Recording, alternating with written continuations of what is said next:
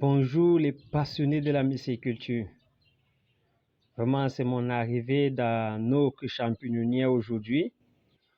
Et je ne sais même pas quoi dire parce que la première idée qui me vient en tête, c'est la position de nos champignons, le couloir et les champignons saturés des deux côtés.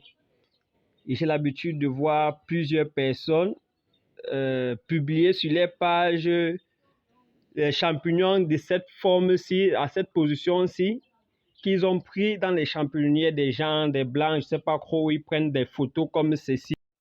Et pourtant, ils ne sont pas capables de faire comme je vois sur cette photo-là.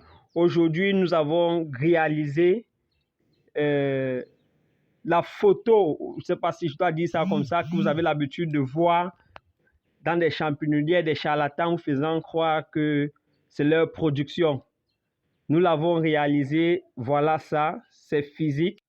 Notre première récolte sera faite demain et ça va continuer parce que toutes ces ballottes ne sont pas entrées en fructification le même jour. Il y a ceux qui sont encore un peu trop petits. Mais on dit souvent que quand on fait bien, on fait bien. Ça fait aussi la fierté de celui qui le fait. Vraiment, je suis fier de mon travail. J'apprécie ce que je fais, j'aime ce que je fais. Et la dernière fois, je vous ai parlé d'une petite théorie, d'une expérience que j'avais faite. Comment lancer une production et faire en sorte que toutes ces ballottes produisent au même moment. Vous avez vu la dernière fois, nous avons fait 197 ballottes. Et on va lancer l'incubation pour vous montrer qu'est-ce qu'il en reste. Sur les 197 ballottes, nous avons là 1, 2, 3, 4, 5, 6, 7, 8, 9 qui ne sont pas encore sortis d'incubation, mais vous allez remarquer là, les primondus ont déjà commencé. Ça, c'est le secret du savoir-faire. Vous allez encore remarquer là, voilà les primordiaux.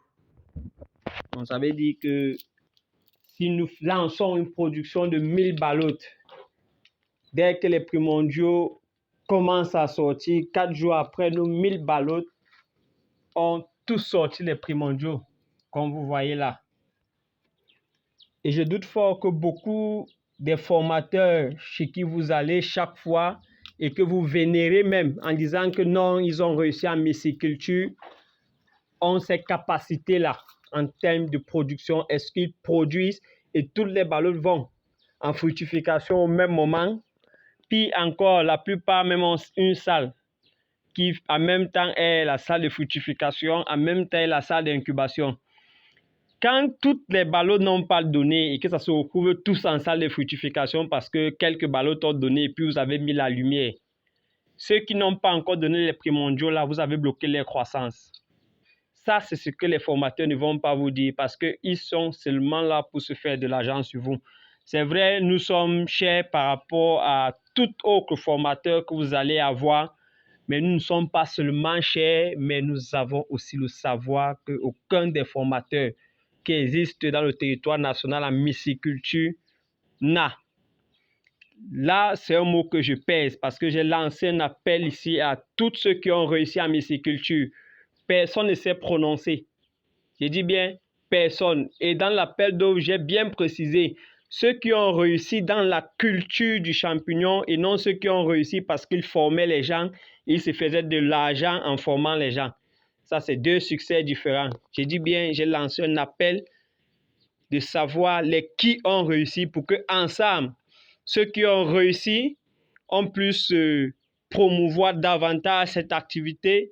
Je me suis rendu compte que personne n'a réussi. Je dis bien personne.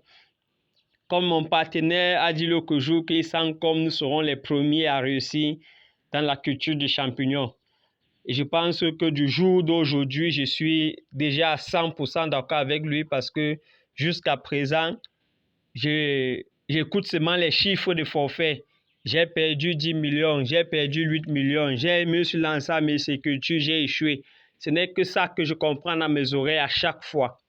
Bon, c'est pas pour dire que moi aussi je n'ai pas échoué, il fut un temps. Hein. Moi aussi j'ai échoué, mais j'avais compris pourquoi est-ce que j'ai échoué et je me suis remis au travail. Donc, rendez-vous demain. Je ne peux pas vous dire exactement à quelle heure on va faire un petit direct où on serait en train de faire les toutes premières récoltes de nos champignons.